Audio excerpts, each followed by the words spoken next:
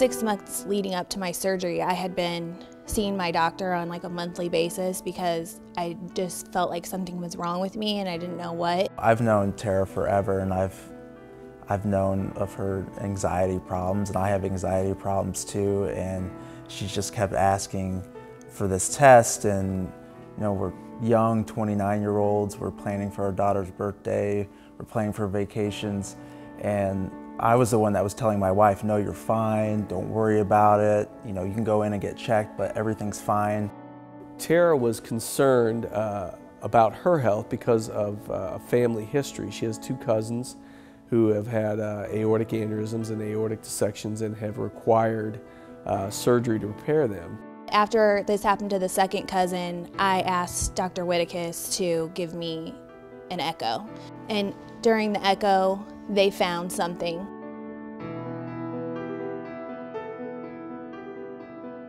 And that echocardiogram, in fact, did show that she had an ascending aortic aneurysm. And he told us at that point that it looked like the width of it was big enough that surgery is probably what we were looking at. So he was requesting for a stat CT so he could see the full aorta and exactly what was going on, the full extent of the issue. That CT or CAT scan showed that she had a tear in the inner lining of her aorta, which is called an aortic dissection. The position of the aortic dissection that Terah had was a very dangerous thing and required really urgent, if not emergent, care.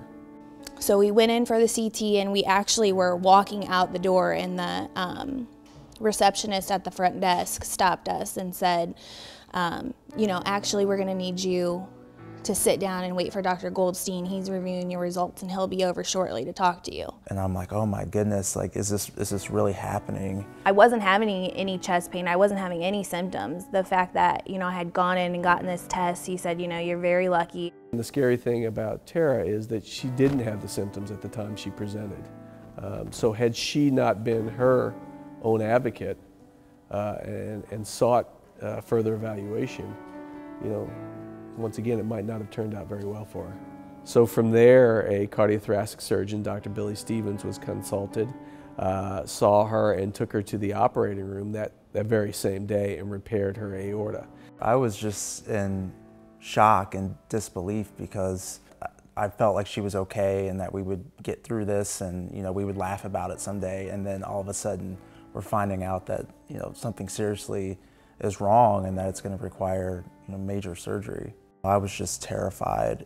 And all I could keep thinking about was my daughter was at preschool, and, you know, her birthday's next week, and I just kept thinking, you know, I have to see her again. And then I kept thinking about him, and I honestly was thinking, if I don't make it out of this, like, I don't have anything prepared. You know, I'm 29 years old, so I'm not like preparing for end of life. When Dr. Stevens came in, you know, I asked the question, you know, what is the likelihood that I'm going to survive this surgery?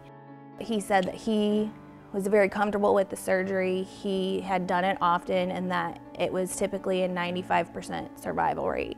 After Dr. Stevens was done, he actually came out and explained the whole procedure to me, how it was, and that it was successful, and I just felt a huge sense of relief. Coming to was like just kind of a weird, like almost like you were in a dream type feeling, but I remember feeling so relieved because I made whatever happened, at least I made it through. I think I was lucky that I was young, and, you know, my recovery process actually went well. I think Terah is a prime example of being an advocate for her own health. She had a feeling something was wrong. She knew she had this family history that was quite concerning, and she brought it up and discussed it with her primary physician, who ordered the appropriate test and really got the ball rolling, which likely saved her life. I think being healthy really takes 2 parties. What I mean is not only your physician, but you also have to be involved in your health care.